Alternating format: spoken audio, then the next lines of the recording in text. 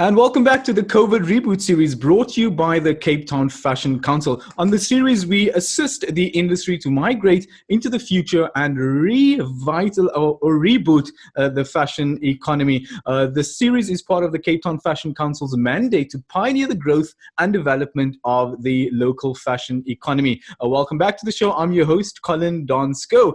Today, we are in conversation with co-founder at 3-to-1 Influence, Leon Haasbroek. Leon, good afternoon and welcome.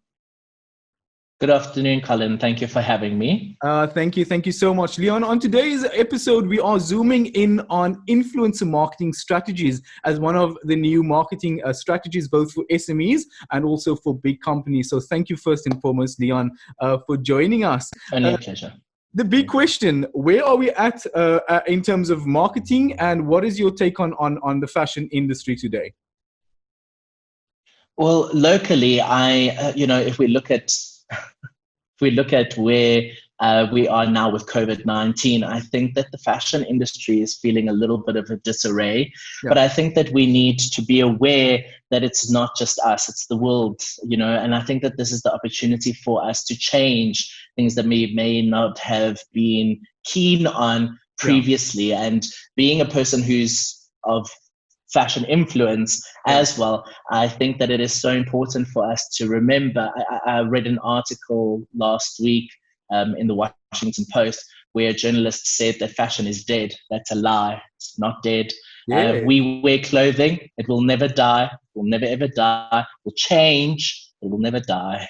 Absolutely. So yeah, absolutely. So I think that we're going in the right direction, Colin. I think that there's a lot of change that needed to happen within our industry. And when I say our industry, I'm referring to the fashion industry. I think that there's been a lot of change that's needed to happen, specifically for us on the African continent from an exporting perspective. Mm-hmm. I think that we currently, I was reading an article or a document from the African Development Bank called Fashionomics that was released in 2015. And in there, they say that our continental export to the world accounts for $2.5 billion. That $2.5 billion only represents 0.05% of the global export. So we as Africa have a lot of opportunity ahead of us. And I think that this is the perfect time for us to grab that and go for it. Absolutely. And also just leverage or understand the influence and the power we have as a fashion industry, not only in the continent, but globally. Now, you're very correct in saying that you're a fashion man of influence, I have been told. And this is why we're privileged to have you on the show this afternoon, Leon. I also know that behind you, I'm looking at 40 years of Vogue publications. Is that true? Yes, it is.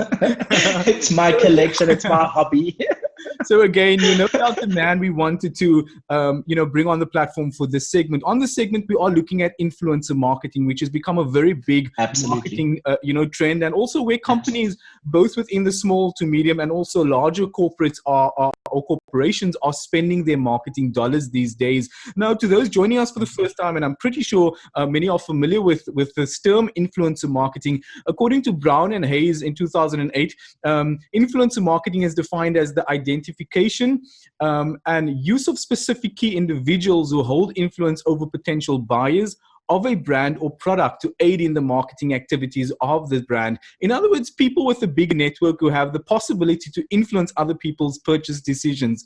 And so we want to zoom in on that quickly. Influencer marketing in 2020 and in light of everything happening in the world right now, where is influencer marketing and what are some of the developments you're seeing there?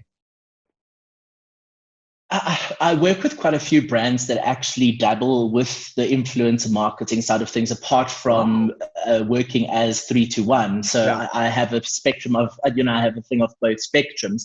And I can definitely tell you that there is a huge jump in using influencer marketing. And I think that one thing we must always remember is although an influencer is a person or a person person of influence. I prefer to call it a person of influence as opposed to an influence. I don't really like that term. Okay. But with a person of influence, whether you're from a nano up to a superstar perspective, you are influencing a specific market or a specific community.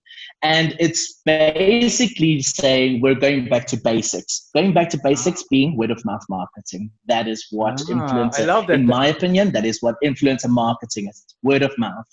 I love that. And I guess that's in its simplest form, understanding what influencer marketing is. Now let's talk about, I mean, we've seen a lot of positive reviews and we've seen a lot of negative reviews, both in the media and just in general public. But yet influencer marketing is one of the most successful, or proven to be one of the most successful marketing tools these days. We're now hearing that there's different levels of influencer marketing. You've mentioned the nano, there's the micro, and then there's the big superstars. Which influencer marketing trends are proving to be more successful now? Well, right now, a case study that Marketing Hub released at the beginning of this year stated that nano influencers are, when it comes to return on investment or reaching the right people, nano influencers are your best a group of influencers to use. However, something I've learned and something that myself and Sean, my business partner in 3 to 1 have used is to try and use a collaborative of a big, so you have nano, micro, macro, and superstar.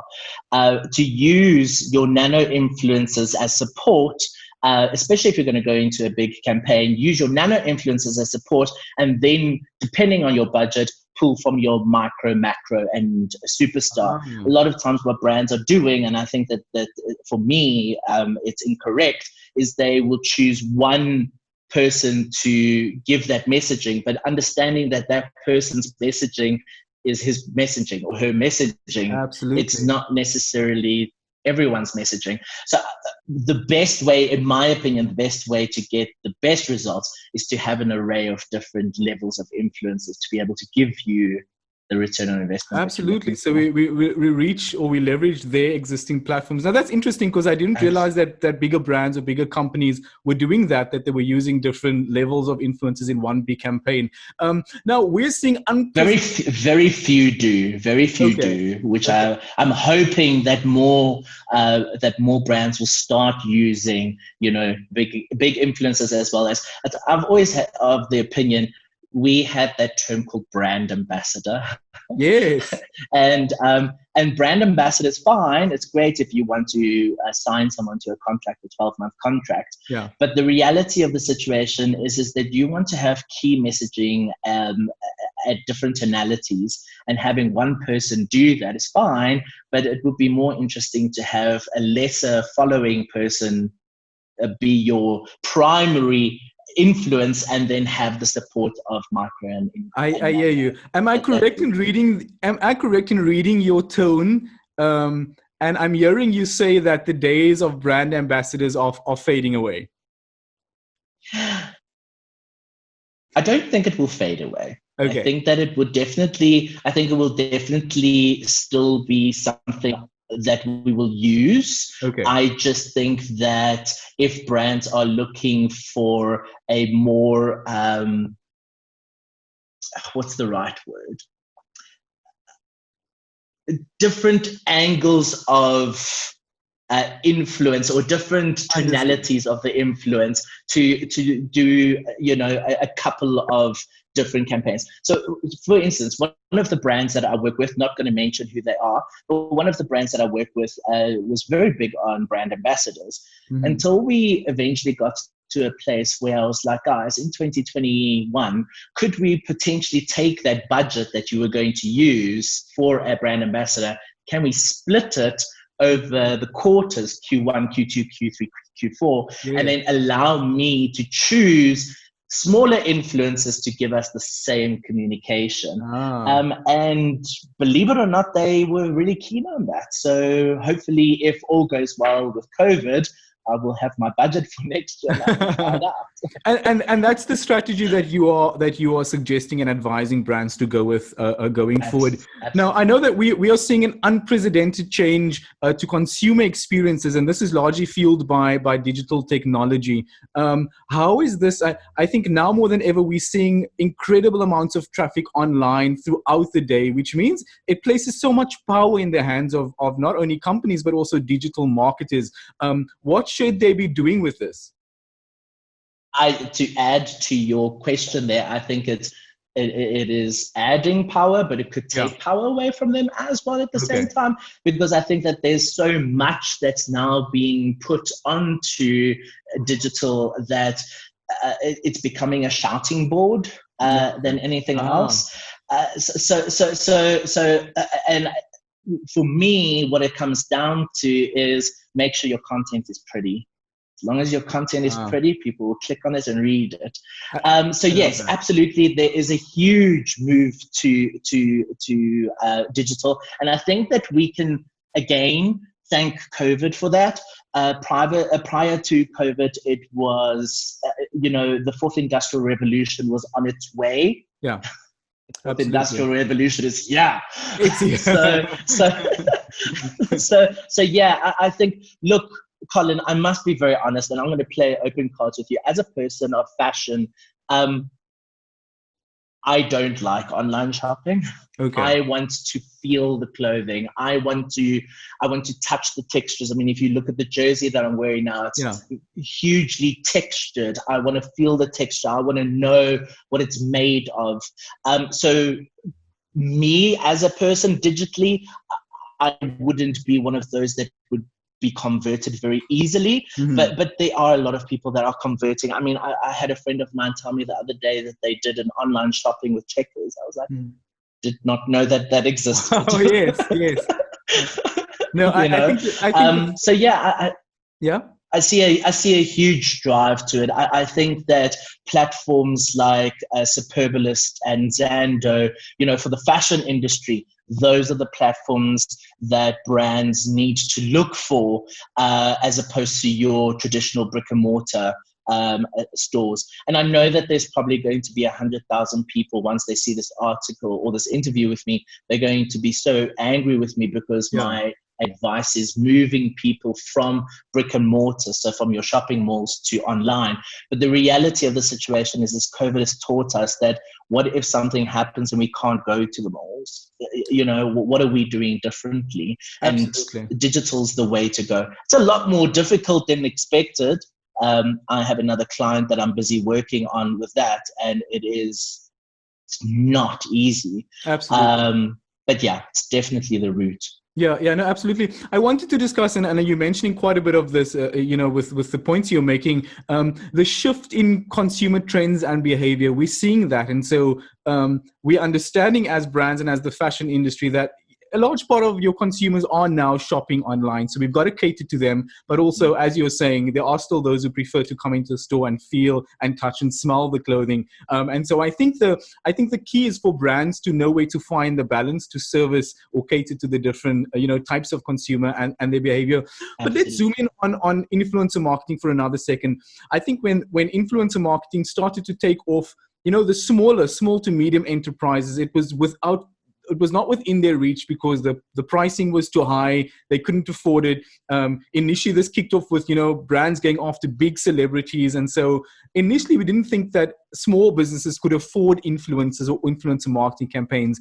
In light of this new nano influencer trend taking off, it makes it more accessible to smaller businesses. So let's talk about the efficiency. How efficient is influencer marketing campaigns? I think it's very efficient. Like I bounce back, I'm going to bounce back to what I said earlier on. The reality of influencer marketing is that it is a word of mouth. And I know that many people go, look, I've just seen X do a campaign for A, and 2 weeks later they went and did a competitive brand. How do I know whether that is, whether they're telling me the truth or not? The reality of the situation is, and one thing I've learned working with the influencers I work, they're not going to put something on their social media if they don't like it. Okay, they're not going to. they're not. I'm working on a campaign right now where one of my influencers said to me, look, I'm happy to do this, but understand that these are the guidelines I want your clients to follow with my posting. So I think it's also very important to understand that, yes, there is going to be a faction of influencers that are going to just do it for the money and do it nilly-willy. But a lot of people are doing it because they want to give their stamp of approval. They want to say, tried and tested. It's my word. I'm telling you this is going to be a great product. Adding to that, I think an element of influencer marketing that should be a consistent output is reviews. So once an influencer has done an influencer campaign, we should be getting them to do reviews on the product that they've just been the influencer for. Absolutely. And I think that way it will give them a kind of like a 360 turnkey solution in terms of, okay, great, I've posted this over the past couple of weeks on my social media, but here's how I really feel about it. You know, so that's what I think that we should be doing more of. Coming back to the small business, and if I may jump in there and just say the small business, the SMMEs, and if they can afford using influencers or not. I have a couple of designer clients who have had some of the biggest celebrities in the country take a shot with one of their garments that doesn't cost them anything. It purely costs them having to TradeX the garment to the celebrity. So I think that it's more of a thing of thinking out of the box than going, oh no, I don't think that I'll be able to afford it. Lucky for my clients, they have someone like me who is friends with the celebrities and who manages a couple of celebrities. But it's not that difficult. If your clothing is great, celebrities and influencers, for instance, would absolutely love it. Another question I would like to throw out to your viewers is, why aren't we using bloggers as influencers? Because they give us a blog. So there's, again, a 360 turnkey solution. So yes, they only have, let's say, we're not going to the obvious bloggers like Sarah Lunga, who has 200,000 followers on Instagram. But we're going to the smaller, the nano bloggers. They have between 2,000 and 6,000 followers. The reality of the situation is that you're not only getting posting done for that, you're actually getting an article that has, yes, it is OTS, opportunity to see, but it does have a monetary value to it. And I think that we should be using bloggers, with our campaigns. Don't move away from the superstars, don't move away from the macro, micro, and superstars. Absolutely not. But filter in a couple of nano influencers that have a blog. I love that. I love that. I published an article about 2 years ago, and I might just take back what I said in that article 2 years ago. But I had a question, and I said, has the era of bloggers come to an end? But that was the time we were seeing influencers emerge, and everybody was saying, influencers are replacing bloggers. And I posted an article. I might just have to go and delete that article because, judging by what we're seeing now, it's more powerful to leverage those different platforms and use those different people. Absolutely. Yeah. Absolutely. And remember, Colin, what influencer marketing comes down to, and any sort of posting advice to anyone out there, the advice is content. All it is content. Yes, if your content, we did with a client of mine, we did a case study recently. We brought on 3 bloggers. We gave them X amount of money. We said to them, go onto the website, buy and write about your experience. Yeah. We've never had traction like that in our lives. Wow. Never. And that's the kind of proof we need to see to convince brands or SME owners. Let's talk to small to medium enterprise fashion business owners that do not yet understand the power of leveraging or using nano or micro influencers. So yes, they don't have exorbitant budgets to spend, but this trend is it's big, it's proven to be successful and work. What advice do you have to them? Because I find often within the creative space, we don't prioritize marketing budget. That's one thing I've learned about the creative industry. No. So what is your advice to them? My advice to them would be, if you do have budget for something like that, put it aside. Okay. It will definitely service you. But another thing, coming back to specifically SMMEs in fashion, and that's not only apparel, that's accessories, footwear, all of it.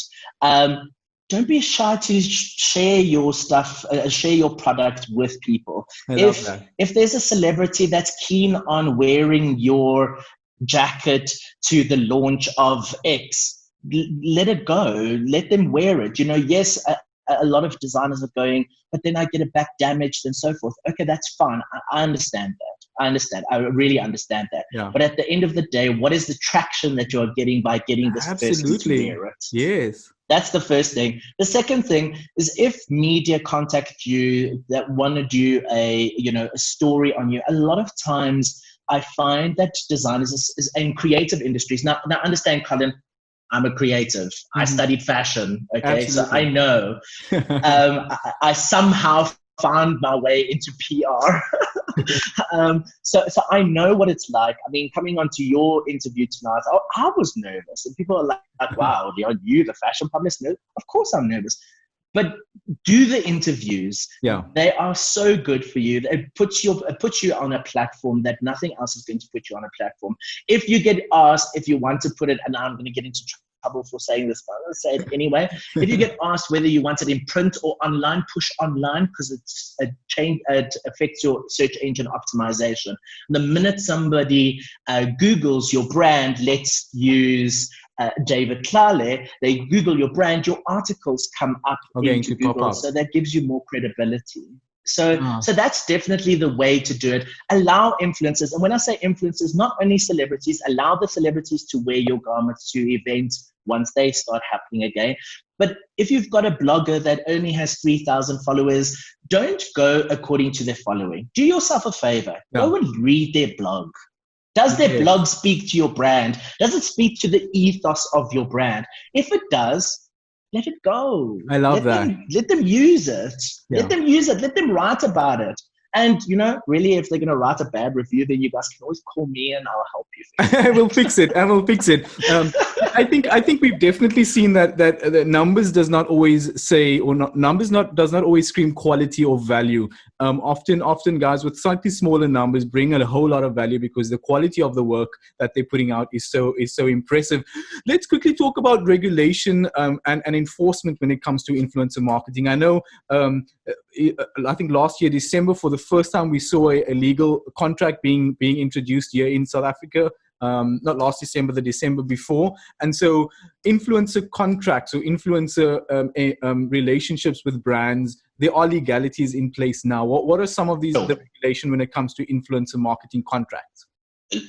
Look, at the moment, the only law that we have that govern influencer management would be when posting, you would have to use the hashtag ad, hashtag sponsored. But that also, and please, for those that are listening out here, it's just my advice I'm giving you, so don't scold me. But that's also old. It's very old-fashioned to hashtag ad, hashtag. What you should be doing is, as an influencer, if a brand says to you, look, we want you to post, say to them, fabulous, I need you to whitelist me on Facebook and on Instagram, which allows them to tag, if you look at Instagram on the top left-hand side, it allows them to tag a paid-for partnership with the brand. Yeah. Through that, the brand is actually able to pull analytics, number one. The brand is able to use that to boost the post without you having to boost the post. So those are definitely the current legalities around that. Yes, there are contracts that are being signed, Colin, but in my experience, and I've signed since last year, I have signed and negotiated about 15 different major influencer brand ambassadorship contracts. Okay. They all really vary from each other. Basically, what's important is to have your deliverables in the contract, what you put, what you're getting out for it, the cost that you're getting out for it, and to make sure that these elements of paid for partnerships are included, so that you're also not at the end of the day, it comes down to not deceiving your following. Don't Absolutely. deceive your following. I love that. And if I'm allowed to be forward in saying, consumers are not stupid, guys. They know everything that we're doing. Every marketer out there needs to understand consumers are becoming smarter and smarter and smarter. We can't fool them, guys. I love that. Reality. I love that. That would be from the legal side. Yeah, let's zoom in on that for a second, Leon. I think lots of, I mean, it's incredible how the industry is emerging, how the influencer marketing, industry is growing. So there's been a lot of great success stories, but there's also been a lot of damage done. And so we have a big part of the market that is very anti-influencer marketing campaigns. They're very anti, that kind of marketing. So let's talk about the importance of relationship between brand and creator, because the influencer, he really speaks on behalf of that brand. And so protecting the integrity and the relationship is important. What are your tips and advice to influencers? Consistent communication with the brand. One thing I've learned, and I don't know why it's this trend, but I've learned that especially if it's a long period. So when we say long period, in my mind, I say influencer campaigns 1 week to 6 months. Anything above 6 months is a brand ambassadorship. So the minute you're going into a long-term contract, make sure whether the brand has allowed for it or not. As an influencer, be proactive and say, I would like to include in my contract every 4 weeks a status meeting with you, so that you can discuss your tonality and your direction. Something that I do when I do campaigns, influencer campaigns, is I take into consideration the voice of the brand as well as the voice of the influencer. And that's where the first connection is. If you have the wrong influencer for the brand, that's where it all falls sideways, really. And I think that a lot of times there's a lot of brands that are out there that are they're so desperate to get into the mix that they're prepared to just use anyone that has 1 million followers. But that's not how it would work. Look at the tonality of your business. Then look at the tonality. When models are selected for a campaign to shoot or whatever, they're casted. Why aren't we casting influencers? Okay. You might be throwing a spanner in the works here, but let's talk about that. My thing is it doesn't mean don't have the influencer standing in a queue of 300. I'm not saying that. But why not have a meeting? One of the brands that I worked with, one of the first things I said is, guys, we need to get this gentleman in. Let's hear what he speaks about. Let's hear how he talks. Let's have a conversation with him and see whether or not. And it was definitely for me, it was a safeguard. We were able to see his tonality. We were able to see, yes, he fits with the brand. We took him through the building, and people were just the brand itself immediately in a 1 hour meeting, the brand itself was like, yes, it's a go. Let's just do it. So I encourage brands and influencers to be open to the fact that before you're signing that huge contract, understand if it's only a small contract, you may not want to meet the influencer, especially those big contracts. If you're going to sign a huge contract, meet with the influencer, meet with a couple of influencers, have tea, have coffee, whatever. Just invite them to an influencer day and get to know them, and see if the person is the right fit for you. Yeah, really. Absolutely. That's some really great advice, because I also think a lot of middle management, they often don't know what to do with it. They know that they've got money to spend, but they don't know how to engage with the influencer. Let's break this down a little bit more, Leon, to small to medium enterprise business owners. So I've got some money to spend. I've got some budget to spend on marketing, and I'm convinced that influencer marketing is the way to go. What is the process? So what should SME business owners, what is the process that they should follow to firstly find a good match and then spend their marketing money well? Okay, firstly, know your brand. There's so many people that don't know their brand. And I'm so sorry to say it, but it is. There's a lot of businesses that open without understanding, the basis of why and what they're doing this for. Understand your brand, then partner with. So if you're an architect, there's architectural influencers out there, believe it or not. I had a brand 6 weeks ago, I had a brand call me and say, are there any architectural influencers? I was like, well, let me go and look. And I found 3 pages of architectural influencers. So they're definitely out there for your business. If you're going to go and spend, let's say you're a food truck and you're a really trendy food truck in Maboneng, for instance, and you want to bring influencers to promote your brand, invite them first to taste your food. How are they going to know that they want to be an influencer for you if they don't know what your food tastes like? They don't know what your food. Exactly the same thing within fashion. Invite them in. That would be the first process. Look for relevant influencers. I think that it's so important to. I have witnessed a couple of campaigns where it would be a fashion brand, but they're using a beauty influencer. And yes, sure, beauty, fashion, all falls within one industry, but understand that those markets are very segmented. I, as a fashion person, will look at Trevor Stearman's following. I would look at Kafilwe's following. I'd look at Sarah Lange's following. These are the people I would follow. I personally don't really look after my skin very well, so I'm not going to go and follow a beauty blogger. You understand what I'm saying? Absolutely. So make sure that the influencer you choose speaks to your product. Once you've found a group of influencers that speak to your product, your core product, to the audience that you want to reach, then you start looking at, okay, what is their tonality? If you're going to include someone that writes a blog, fabulous, read their blog. If their blog aesthetically isn't pleasing to you, to your eye, skip them. Then it doesn't mean that they're going to speak to who you're hoping your consumer is going to be. So that would definitely be the process. Invite them in, let them know what your budgets are, discuss deliverables. Deliverables can vary from different, I've had deliverables of posting. Then last week I had a deliverable request or deliverable output request where one of my influencers actually has to plant a wall. Sorry, I'm not into gardening, so I don't know the terms, but like a wall thingy that they had to plant it. And I was like, wow, that's weird. How am I going to cost that out?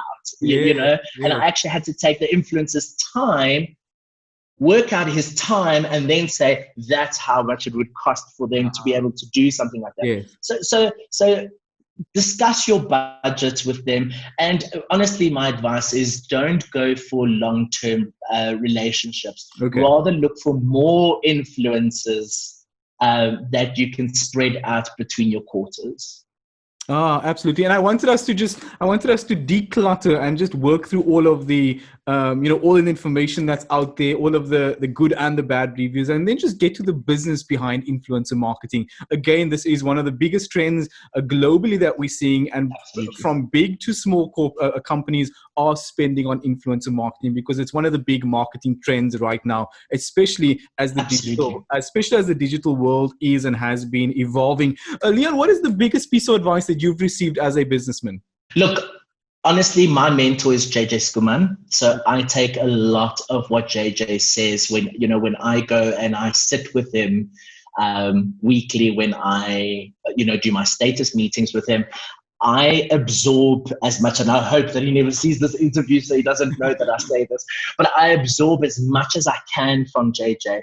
I think that for me, the biggest advice I could maybe give to other businesses as opposed to what somebody's given to me is communication. Ah. Long as you speak, there will never be problems. I think that what happens, and something that I've learned over the years, being a model booker and then, going into fashion PR and then, starting an influencer agency, the core golden thread is that you are able to speak to people, that you're able to explain what your brand does and how your brand can actually affect their lives. Mm-hmm. Remember, when doing influencer marketing, you're not trying to sell a product, you're trying to solve a solution. Yes, you get what I'm saying? So it's very important to understand what is the solution you are trying to solve. Now, winter, it's obvious. It's cold. So what are you selling? Yeah. You understand what I'm saying? So my biggest advice to people is communication. I think that we also need to get away from being so irritable with people. And I say that very lightly because I'm one of the people that get very irritable very quickly. Okay. But the reality is that we need to start speaking to each other. We need to maybe get our faces out of our phones and speak to each other more. I love that. Especially when a problem comes, and I find when there's a problem, people tend to hide it and find a solution. Yeah. Don't discuss the problem. This is what happened. I'm busy looking for a solution. Do you have any input? Wait, I'm your client. Why would I have input? You would have input because it's your brand. Because it's your brand. I love that. I love that. Yeah. And you did say, you're very correct in saying that we can't fool anybody anymore these days. We can't fool the consumer. We can't fool the online audience. We can't fool the brand. And I certainly hope we can't fool the influencer. Leon, before I let you go, on a scale from 1 to 10 in the marketing world, how important or where do you rank influencer marketing? I'm going to say right at the top. Ah, incredible. And that is what we wanted to do. I would go 8 or 9. You know, Colin, if I'm allowed to say it, I also don't think that it's an isolated, it shouldn't be, influencer marketing shouldn't be an isolated avenue of marketing. Absolutely. There should be a number of different marketing, and you should use those to betterment of your brand.